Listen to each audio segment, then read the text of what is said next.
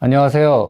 서울대학교 정치외교학부 강원택 교수입니다. 오늘 여러분과 같이 나누고 싶은 이야기는 최근의 한국 정치 상황과 관련이 있습니다. 저는 최근에 한국 민주주의를 벼랑에 서 있다는 느낌을 갖는데요. 왜 이런 상황이 이뤄졌고 어떤 이유로 우리 정치가 이런 민주주의적 후퇴의 모습을 보이는지 그 길을 좀 냉정하게 되돌아보려는 것이 오늘의 제가 드리고 싶은 이야기입니다.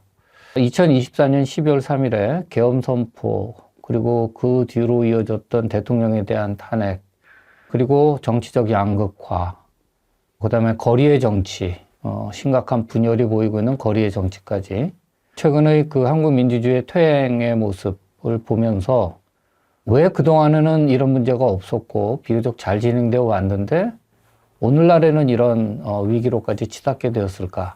그와 같은 한국 민주주의의 어제와 오늘을 비교해 보면서 지금 이런 위기의 상황에 직면하게 된 원인을 찾아보고 또 그에 대한 해결책을 모색해 보려는 것이 이 책의 목적입니다. 저는 사실 그동안 대한민국은 매우 성공한 역사를 가지고 있다고 항상 자부해 왔습니다. 1945년 해방, 그리고 그 후에 분단, 또 얼마 지나지 않은 전쟁으로 극심한 가난, 또 한편은 정치적으로는 권위주의, 그런 상황에서 나라가 시작이 됐지만 오늘날에는 세계 굴지의 경제력을 갖추고 또 문화적으로도 세계의 우수성을 뽐내는 그런 나라가 됐습니다. 그러니까 우리가 흔히 하는 이야기로 경제적인 성공뿐만 아니라 정치적인 민주화, 그리고 또 문화적인 용성까지 그런 성공의 역사를 가지고 있었다고 생각을 합니다. 그래서 각 분야에서 이제는 세계적인 수준에 다다르게 된 거죠. 세계인들이 좋아하는 K-팝, 말할 거 없고요. 영화도 마찬가지고, 아카데미상도 수상을 했고, 또 최근에는 한강 작가가 노벨 문학상도 받았습니다. 과학기술이나 산업의 측면에서도 매우 발전된 모습을 보이고 있습니다. 저 개인적으로는 사실 최근에 인상적인 거는 한국의 무기산업, 방위산업의 선전입니다. 개인적으로는 그게 흥미로운 게 제가 어렸을 때 6.25 전쟁에 대한 이야기를 들을 때 당시 남한 군대는 탱크가 한 대도 없었다. 그런 말을 듣고 깜짝 놀랐던 기억이 있습니다. 근데 지금은 우리가 전 세계에 전차라든지 자주포라든지 미사일이라든지 이런 무기를 수출하는 나라가 됐습니다. 1969년을 예로 들면 당시 정부 예산 규모가 3천억 원 정도였는데 800억 원을 국제사회로부터의 원조를 받아 사실상 연명을 했다고 할 수도 있겠죠. 그 전체 정부 예산 규모의 27%에 해당하는 금액입니다. 그러니까 외국의 원조 없이는 살 수 없었던 그런 나라였는데 2009년에 OECD 국가 중에 개발원조위원회라는 게 있습니다. 거기에 우리나라가 가입을 했습니다. 그러니까 말하자면 원조를 받던 나라에서 원조를 주는 나라로 변신을 했는데 이게 세계적으로 매우 드문 케이스입니다. 2023년에 우리가 대외 원조 ODA 금액이 31억 3천만 달러, 그러니까 우리 돈으로 약 4조 4천억 원 정도가 됩니다. 상당히 큰 금액이죠. 그리고 과거에는 미국에서 평화봉사단이라는 분들이 와서 우리나라 학생들을 지도도 하고 또 낙후된 지역의 개발도 하고 이런 일들을 많이 도왔습니다. 근데 오늘날에는 이제 우리가 그런 젊은이들을 내보내고 있죠. 코이카, 한국국제협력단이 전 세계 곳곳에서 지금 많은 활약을 하고 있습니다. 그러니까 성공의 역사라는 거죠. 정치적인 면에서도 사실 최근의 위기 이전까지는 한국은 비교적 성공적인 민주화와 민주적 공고화를 이룬 나라입니다. 공정하고 자유로운 선거에 의한 권력 교체가 이제 일상화됐고요. 그다음 법의 지배라든지, 그다음에 정치적 자유나 인권의 보호 이런 것들도 많이 강화가 됐습니다. 그래서 매우 그동안 다 잘 돼 왔다고 생각을 합니다. 그래서 최근에 한국의 2006년부터 쭉 변화된 모습을 보면 한국은 항상 일부 잠깐 7.9 정도로 내려가는 경우가 있긴 합니다만 전체적으로 보면 완전한 민주주의군에 속해 있었습니다. 이런 경우가 굉장히 드문 거죠. 그리고 완전한 민주주의군에 들어가는 국가들은 전 세계에 한 20개, 25개 그 정도 사이의 국가들만이 포함이 됩니다. 근데 대한민국은 그동안 이런 완전한 민주주의 구운에 들어갔습니다. 그런데 이게 이제 놀랍고 저 개인적으로도 굉장히 큰 충격을 받았던 것이 어떻게 이런 계엄 선포와 같은 그런 권위주의 체제로 돌아갈 것만 같은 그런 정치적 민주주의의 후퇴가 발생했을까? 실제로 2014년 12월 3일의 계엄 선포 이후에 영국의 이코노미스트지에서 민주주의 지수를 발표를 했는데요. 한국은 결점 있는 민주주의군으로 떨어졌습니다. 이런 정도로 점수가 크게 떨어진 것은 매우 드문 경우고요. 특히 그 중에서도 정치 문화, 그러니까 말하자면 분열된 사회, 정치적 양극화, 상대방을 존중하지 않는 이런 그 배타의 정치 문화, 이런 것들이 매우 나쁜 점수를 받았습니다. 외국 평가기관의 눈으로 볼 때도 지금 한국 민주주의가 결점이 있다. 그런 거를 이제 지적하고 있는 거겠죠. 그래서 옛날 우리가 민주화를 이뤘던 그 시점의 이야기부터 시작을 해보겠습니다. 우리나라는 1987년에 6.29 선언과 함께 민주화가 됐다고 하지만 사실 그 당시 민주화라고 하는 것은 세계적인 대세였습니다.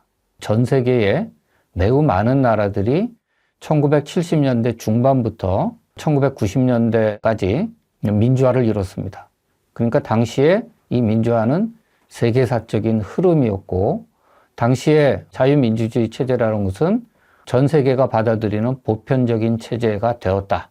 이렇게 이제 생각을 했던 거죠. 그래서 프란시스 후쿠야마 같은 사람은 역사의 종언이다. The End of History. 이런 책을 썼습니다. 이제는 더 이상 공산주의와 민주체제가 서로 경쟁하고 다투는 그런 일은 없다. 이제 끝났다. 이런 거였겠죠.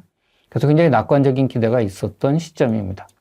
그래서 이거를 두고 하버드 대학의 정치학자였던 사무엘 헌팅턴이라는 학자가 이걸 민주화의 제3의 물결이다. 이렇게 불렀습니다. 책도 그렇게 썼죠. The Third Wave라는 책을 썼습니다.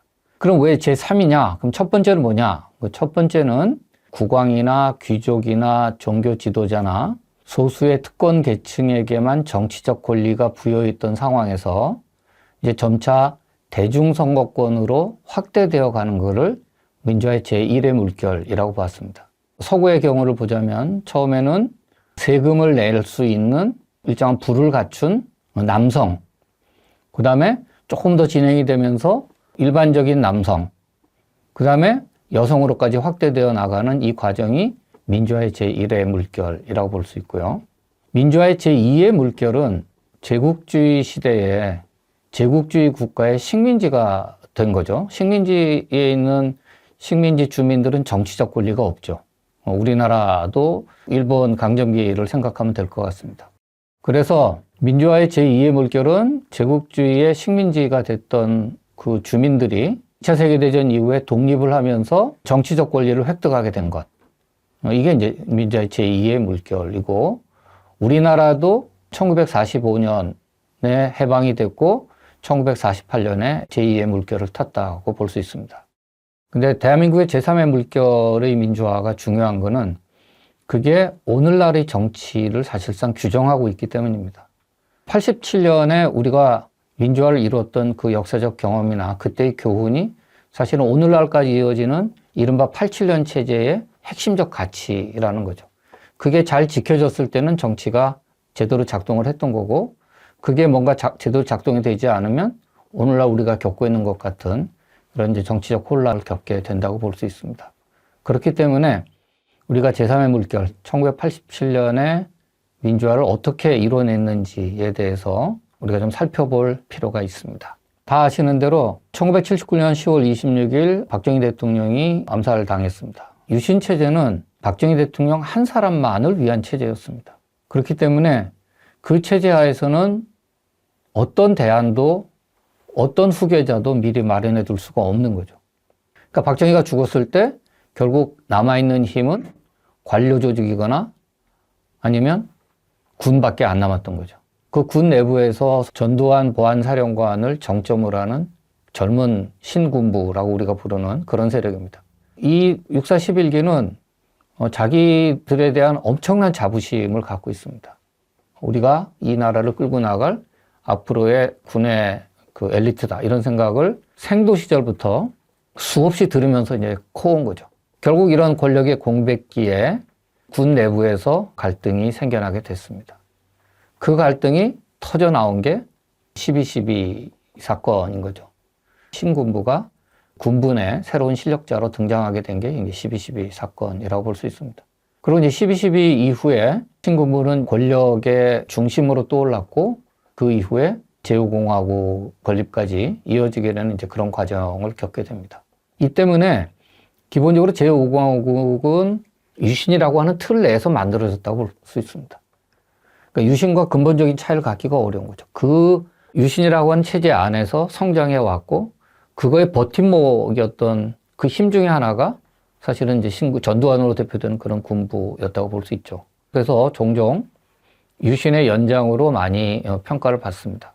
그래서 뭐 독재자 없는 독재 체제라든지 박정희 없는 유신 체제라든지 연장된 개발 독재라든지 혹은 잉여 군사 정권 뭐 이런 표현으로까지 불렸습니다. 하지만 이 시기가 이제 중요한 거는 결국 우리가 이 시기를 거치면서 민주화라고 하는 새로운 체제로 전환할 수 있던 그 중요한 시간이 이 제5공화국의 시기였습니다. 그래서 그 시기에 있었던 내용들을 한번 살펴보도록 하겠습니다. 12.12 이후에 사실상의 권력을 장악을 했죠. 그러나 여전히 형식적인 통치 구조는 최규하 대통령을 정점으로 하는 이제 관료 집단에 이제 놓여있던 상황이었습니다. 그래서 그 불편한 동거 관계를 깨버리고 전두환과 신군부가 실질적인 실력자로 등장하게 된 것이 5.17 비상계엄 확대입니다. 쿠데타라고 보통 부르죠. 당시 형식적으로 있었던 것은 비상계엄의 확대입니다. 그럼 비상계엄 확대가 무슨 뜻이냐? 계엄령이 두 가지 종류가 있는데요. 부분계엄이 있고 전국계엄이 있습니다. 그러니까 부분계엄일 때는 기존의 통치 라인이 그대로 유지가 됩니다. 말하자면 계엄사령관은 국방부 장관의 지휘를 받고 또 총리의 지휘를 받고 대통령의 지휘를 받게 되는 이 명령체계가 살아있는 것이 부분계엄이고요. 전국계엄이 되면 그 중간 단계가 다 사라지고 계엄사령관은 대통령의 명령만을 받게 됩니다. 그러니까 대통령을 장악하게 된다면 계엄사령관으로 대표되는 군부가 좌지우지하기가 굉장히 쉬워지는 상황이 되는 거죠. 그래서 광주항쟁에서의 군은 사실상 정치적 이유로 군이 동원이 됐고 국민에게 총부리를 겨누고 그로 인해서 대규모의 사상자를 냈습니다. 그러니까 말하자면 국가와 국민을 위한 안보라고 하는 공공재가 전두환과 신군부 몇몇 장성들의 권력 장악을 위한 사적 재화처럼 이제 활용이 된 거죠. 그 물리력이. 그걸로 인해서 혜택을 본 많은 사람들은 뭐 권력도 얻고 뭐 부도 얻었을지 모르지만 실제로 굉장히 많은 군인들은 이 사태로 인해서 자신들의 명예와 신뢰가 실추된 것에 매우 마음 아파했던 겁니다. 이 과정이 나중에 이제 6월 항쟁에서도 굉장히 중요한 요소로 작용을 하게 됩니다. 그래서 전두환이 이제 1981년 3월에 제5공화국 대통령으로 취임을 하게 되는데요. 그 사이에 대학을 중심으로 매우 시위 저항이 계속 이루어지게 되죠. 당시에는 뭐 학생들의 저항이 가장 심했다고 볼 수 있습니다. 근데 1983년부터 이제 정치적인 국면이 조금씩 변화하기 시작을 합니다. 정치적인 유화 조치가 이루어져서요. 83년 말입니다만 구속했던 학생들이나 시위에 참여했던 시민들을 풀어줬고요. 그 다음에 학교에 다시 복교시키기도 했고요. 해직됐던 교수들도 다시 대학으로 갈 수 있도록 했습니다. 그리고 당시에는 경찰이 시위를 막기 위해서 대학 내에 상주하고 있었습니다. 지금 뭐 믿어지지 않는 이야기입니다만 당시 상주하고 있었는데 그 대학 내에 상주하고 있던 경찰도 철수를 시켰습니다. 그러니까 이게 유화 조치라고 할 수 있겠죠. 이렇게 했던 데는 일단 자신감이 좀 생겨났습니다. 그 사이에. 사실 79년, 80년이 한국 경제가 굉장히 나빴습니다. 그리고 1980년은 60년대 이후로 처음으로 한국 경제가 마이너스 성장을 하기도 했었습니다. 근데 이제 전두환이 물가를 잡겠다고 정책을 펴면서 경제적인 안정도 됐고 또 성장률도 매우 높아졌습니다. 그래서 좀 자신감이 생긴 거죠. 그리고 84년에 교황 요한 바오로 2세가 방한하도록 그 예정이 되어 있었고요. 또 85년에는 국회의원 선거도 있고 또 86년에는 아시안 게임도 이제 치러지게 돼 있었습니다. 그래서 아주 강압적인 형태로 통치하고 있는 것처럼만 보여질 수는 없는 그런 상황이 된 거죠. 그래서 자신감에 근거해서 좀 이제 풀었습니다. 이와 함께 이제 또 중요한 사건이 그 전에 이제 5월 달에 광주 항쟁 3주기를 맞아서 김영삼 전 신민당 총재가 단식 농성에 들어가게 됩니다. 23일간 단식을 했습니다. 이 단식이 굉장히 중요한 결과를 낳게 됩니다. 이로 인해서 1980년 서울의 봄에 헤어지고 분열하고 서로 다퉜던 김영삼과 김대중이라고 하는 민주화 운동의 중요한 두 지도자가 다시 힘을 합치게 되는 계기가 됩니다. 그래서 김영삼은 한국에서 단식을 하고 당시 미국에 망명해 있던 김대중은 미국에서 김영삼의 단식을 지지하고 동조하는 그런 활동을 거기서 펼쳤습니다. 그래서 그 결과로 83년 단식 1년 뒤인 84년에 김영삼, 김대중이 다시 8.15 공동선언을 하게 됩니다. 그리고 이와 함께 두 사람이 힘을 합쳐서 민주화 추진협의회라는 걸 이제 만들게 됩니다. 보통 민추협이라고 줄여서 말을 하는데요. 이 민추협이 사실은 옛날 박정희 시대 신민당 출신 의원들 중에 김영삼계와 김대중계의 의원들이 다시 결집한 그런 집단이라고 볼 수 있습니다. 그러니까 민주화 추진협의회 이름은 애매합니다만 사실상 정당, 준정당 조직에 가까운 그런 정치 조직이었다고 볼 수 있겠죠. 그래서 일단 그게 결성이 됐다는 것은 민주주의의 구심점이 될 만한 정치 세력들이 이제 하나로 힘을 합쳤다. 이런 의미가 있습니다. 근데 이제 이들이 8.15 공동선언이라든지 민주화 투쟁선언을 통해서 여기서 이제 중요한 어젠다를 하나 던지게 됩니다. 그게 대통령은 직선으로 선출되어야 된다. 대통령 직선제를 중요한 이들의 정치적 목표로 이제 내세우게 되는 거죠. 근데 이제 이게 만들어지고 난 다음에 내부에서 큰 진통을 겪었습니다. 왜냐하면 85년 2월 초에 국회의원 선거가 예정이 되어 있었는데 여기에 참여하는 게 좋을 것이냐 아니면 안 나가는 게 더 좋을 것이냐 이걸 두고 이제 내부적인 큰 진통을 겪었습니다. 참여해서는 안 된다는 쪽은 우리가 가봐야 결국 들러리 쓸 건데 들러리 쓰는 거는 정치적 결과가 더 좋지 않으니까 안 들어가는 게 좋겠다. 참여하지 않는 게 좋겠다라는 입장이고요. 선거에 참여해야 된다고 주장하는 쪽은 이런 기회가 열려있는 공간이기 때문에 선거라는 기회는 최대한 활용을 해서 우리가 우리의 주장을 펼치고 또 우리를 지지하는 사람들의 목소리를 결집시켜야 된다. 이런 주장을 한 거죠. 굉장히 격한 토론을 한 끝에 최종적으로 새로운 정당을 만들어서 국회의원 선거에 참여하기로 합니다. 근데 이제 시간이 많지 않았던 거죠. 2월 12일 날 선거를 실시해야 되는데 창당 발기인 대회를 12월 20일 날 시작을 했고요. 그리고 당을 공식적으로 만든 거는 2월 12일이 선거일인데 85년 1월 18일 날 창당 대회를 했습니다. 그러니까 선거일을 한 달도 낭비하지 않고 새로운 정당이 만들어진 거죠. 그 정당의 이름은 신한민주당입니다. 원래는 이제 신민당이라는 예전의 이름을 그대로 쓰고 싶었는데 과거에 썼던 정당의 명칭을 다시 사용할 수 없다라는 그런 해석이 있어서 신한민주당 줄여서 신민당 이렇게 이제 만들어 둔 거죠. 85년 2월 12일 날 제12대 국회의원 선거가 이제 실시됐습니다. 그런데 매우 뜻밖의 결과가 나타난 거죠. 일단 선거 유세장에 2월이니까 날씨가 추운데도 불구하고 굉장히 많은 사람들이 그 유세장을 이제 찾았습니다. 그리고 그 유세장에서 양김 씨의 정당인 그 신한민주당의 출마자들은 그동안 정치적으로 억눌려서 듣지 못했던 이야기들을 이제 막 듣기 시작을 하는 거죠. 전두환은 독재자다. 뭐 이런 이야기라든지. 그리고 지금 있는 야당들은 다 사꾸라다. 민정당의 2중대, 3중대다. 그런 하여튼 듣지 못했던 이야기들, 뭐 당시 재밌는 이야기 중 하나가 석사 위에 박사, 박사 위에 육사, 뭐 이런 것들도 당시 이때 나왔던 그런 표현입니다. 정치에서 말하는 바람이 불었습니다. 신한민주당이 6대 도시를 휩쓸었습니다. 기존에 있던 관제 야당 체제를 깨고 김영삼, 김대중 두 지도자가 만든 신한민주당이 이제 제1야당으로 등장을 하게 됐습니다. 물론 이제 여당이었던 민정당은 뭐 자기들 의석을 거의 그대로 지켰습니다. 큰 차이 없이. 따라서 2월 12일 그 12대 국회의원 총선의 결과는 야당 정치에 이제 큰 재편이 이루어지게 된 거죠. 그래서 과거와 달리 말 잘 듣고 체제에 순응하는 그런 야당들이 있었다면 이제는 이제 전두환 체제의 정면으로 도전하는 체제 저항적인 야당이 이제 이때 등장하게 됐습니다. 그러면 이게 왜 중요하냐는 거죠. 그럼 뭐 야당이 하나 바뀐 건데 그게 뭐 그렇게 큰 의미가 있냐라고 생각하실 수 있겠지만 사실은 이게 변화를 이끌어낼 수 있는 이제 중심체가 생긴 겁니다. 그 전에 있었던 야당은 선거유세 때 나왔던 대로 민정당의 2중대, 3중대 같은 그런 역할을 했던 거기 때문에 저 정당이 무슨 뭐 우리의 뜻을 얼마나 받아들이고 큰 변화를 만들어내겠어 라고 생각을 할 수 있는데 이 신한민주당, 신민당은 이제 체제 저항적 정당이 된 거죠.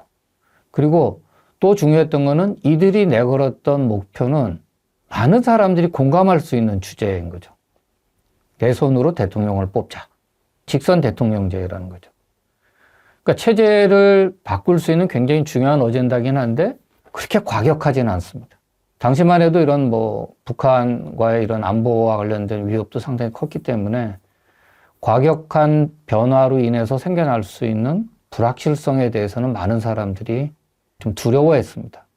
근데 대통령 직선제는 받아들일 수 있는 이야기고 또 정치적으로 봐도 옳은 이야기고 그러니까 이런 변화를 향해서 그 어젠다를 중심으로 이 저항의 힘들이 결집될 수 있는 그런 상황이 된 겁니다. 그래서 신한민주당으로 대표되는 이 정치 세력의 등장은 결국은 수용 가능한 범위 내에서 새로운 정치적 변화를 이끌 수 있다라고 하는 희망을 주었고 그것을 또 가능하게 해줄 수 있는 그런 대안 세력의 등장의 의미를 가졌다고 볼 수 있겠습니다. 이게 되면서 신한민주당은 85년 2.12 총선 1년 뒤인 86년 2월부터 이제 본격적인 개헌 운동에 나가게 됩니다.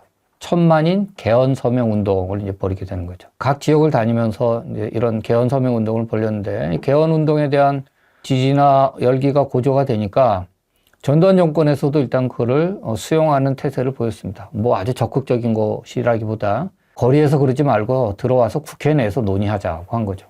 그래서 여야가 합의한다면 내 임기 중에 개헌을 받을 용의가 있다. 이게 이제 전두환 대통령의 말이었습니다. 그래서 86년 6월이 되면 이제 국회에다가 헌법개정특별위원회가 이제 설치가 되는 거죠. 국회라는 제도적 공간 안에서 이 헌법을 논의할 수 있는 그런 기회가 이제 생겨나게 됐습니다. 근데 이게 여야 간 이견 차이가 크고 또 논의도 지지부진하고 잘 안 되고 그래서 이제 그해 말이면 신한민주당은 다시 거리 정치로 나가게 되고 한동안 개헌특위는 뭐 사실상 기능을 못하게 됩니다. 그러고 있는 와중에 전두환 대통령이 느닷없이 87년에 들어서 나는 이거 못하겠다. 지금 여야 합의를 못하고 있으니 88년 서울올림픽이 끝나고 난 다음에 하자. 이렇게 자기 말을 엎어버린 거죠. 이게 4.13 호헌조치라고 합니다. 기존의 헌법을 지키겠다. 그래서 호헌이죠. 그동안은 이제 제도를 통해서 뭔가 개헌이 이루어질 거라는 희망을 갖고 있던 국민들을 엄청 분노하게 만든 사건이 됐습니다. 오히려 이 호헌 조치가 헌법 개정을 꼭 해야만 되는구나. 직선제 개헌을 꼭 해야만 되구나라는 그런 생각들을 다수 국민들에게 갖게 만든 역설적입니다. 그런 계기를 마련했습니다. 그러고 있는 와중에 또 여러 가지 사건이 있었죠. 그해 1월에 서울대학교 학생이었던 박정천 얼군이 그 물고문으로 죽었죠. 그래서 그게 보도가 돼서 한번 큰 그 난리가 났습니다만 5월이 되면 그 사건을 조작하고 축소하려고 있는 모의가 있었다라는 사실이 또 밝혀지게 되는 거죠. 그러니까 박종철 군을 죽음에 이르게 한 고문도 용서할 수가 없는데 그거를 조작하고 축소했다고 하니까 이제 국민들의 분노가 더 들끓게 된 거죠. 그 타이밍이 4.13 호헌선언 한 달 뒤에 그 사실이 폭로가 됩니다. 이제 사람들의 분노가 하늘을 찌르기 시작을 했고 그 분노가 이제 6월 항쟁으로 이어지게 됩니다. 그래서 6월 10일을 이제 국민 저항의 날로 선포를 했는데 6월 10일로 정한 이유는 그날이 당시 집권당이었던 민정당의 차기 대통령 후보를 지명하는 날이었습니다. 그래서 그날에 맞춰서 전국 항쟁을 하게 됐던 거죠. 근데 이제 여기서 이제 굉장히 중요한 점이 있습니다. 이게 오늘날에도 굉장히 중요한 시사점을 주는데요. 어마어마하게 많은 사람들이 거리로 나왔습니다. 분노한 거죠. 그래서 6월 항쟁에 수백만 명의 인원들이 전국적으로 참여를 했습니다. 그래서 너무 많이 나와서 시위를 하기 때문에 통제하기가 굉장히 어려운 상황이 됐습니다. 그래서 경찰력으로 그 시위대를 진압하기가 어려운 상황에까지 이제 직면을 했습니다. 그러면 예전 같으면 군을 부르면 되는 거죠. 그래서 군을 불러서 군의 물리력으로 이 시위대를 막으면 되는 거죠. 그래서 실제로 전두환이 군의 출동을 검토를 했습니다. 그 당시 이제 기록을 보면 1987년 6월 19일 오전 10시 반 전두환 대통령은 안기부장, 국방부 장관, 삼군 참모총장, 수방사령관, 보안사령관 등 군 고위 관계자들을 청와대 집무실로 소집해서 비상조치를 전제로 한 병력 배치 계획을 결정하고 시달했다. 그리고 이것은 계엄 선포가 아니라 비상조치이다. 뭐 이런 말까지 했다는 거죠. 그런데 결과적으로 군은 출동하지 않았습니다. 결과적으로 안 했지만 결국 전두환은 군을 출동시킬 수 없었습니다. 뭐 여러 가지 이유가 있습니다만 부분적으로는 미국이 매우 강경하게 반대 입장을 표했습니다. 미국도 광주에서의 시민들의 희생으로 인해서 상당한 비판을 받고 있었고 또 그로 인해서 한국에서 반미 운동이 일어나는 계기도 됐습니다. 그거에 대한 부담이 생긴 거죠. 직접 레이건 대통령이 본인의 친서를 전두환 대통령에게 전달했습니다. 근데 더 중요한 내용이 있습니다. 뭐냐면 군을 동원할 수가 없었다는 거죠. 군을 왜 동원을 못했냐면 군이 그 지시를 따르지 않을 것 같았기 때문입니다. 실제로 노태우 대통령의 회고록을 보면 대통령이 군 출동을 계획하고 있다는 소식을 전해 듣고 만일 이번 사태에 군을 동원한다면 이 정권은 무너질 수밖에 없다. 이런 생각을 했다는 거예요. 그래서 심지어 동원된 군이 누구의 편에 서게 될지 알 수 없다. 이런 이야기를 이제 노태우 회고록에 나옵니다. 그리고 전두환 대통령 스스로도 힘으로는 간단하다. 그러나 군대가 나오면 항상 쿠데타 위험이 있어. 이게 이제 전두환 표현입니다. 그리고 굉장히 많은 몇 사람들의 증언에 의하면 당시 특히 투스타 이상의 고위장성들과 그 아래에 있는 군 간부들 사이에 생각이 좀 달랐다는 거죠. 특히 그 준장이나 그 이하, 뭐 대령이나 중령이나 이런 지휘관들은 군의 출동에 적극적으로 반대를 했다는 겁니다. 이분들은 아마 1980년 당시의 위관급이었거나 아마 뭐 영관급, 초급 영관급 정도 됐었겠죠. 그때 멀리서 그 광주 항쟁을 지켜본 사람들입니다. 그리고 그 이후에 국민들로부터 손가락질 받고 비난받는 것을 겪었던 사람들인 거죠. 그래서 자기들이 군이 다시 이 사태에 개입하게 되면 어떤 결과가 나올지에 대해 굉장한 우려를 갖고 있었고 그걸 바람직하지 않다고 생각했던 사람들인 겁니다. 이렇게 된 이유는 결국 이렇게 된 가장 중요한 요인은 광주에서의 피해 때문이었던 거죠. 그러니까 광주에서의 희생이 6월 항쟁에 군의 동원을 불가능하게 했다라고 볼 수 있습니다. 요약을 하자면 광주에서의 희생은 권위주의 체제의 물리적 강제력을 더 이상 쓰지 못하도록 만들었던 거죠. 억제한 거죠. 나올 수 없게 만들었고 반면에 1985년에 12대 국회의원 선거는 그 민주화를 향한 국민의 요구를 하나로 결집해가는 그런 중요한 계기를 마련했다. 이렇게 볼 수 있습니다. 광주항쟁이 권위주의 체제의 창과 칼을 무디게 만들었다면 85년 12대 국회의원 선거는 권위주의 체제를 겨냥한 저항의 창과 칼을 벼리게 했다. 뭐 이렇게 비유할 수 있을 것 같습니다.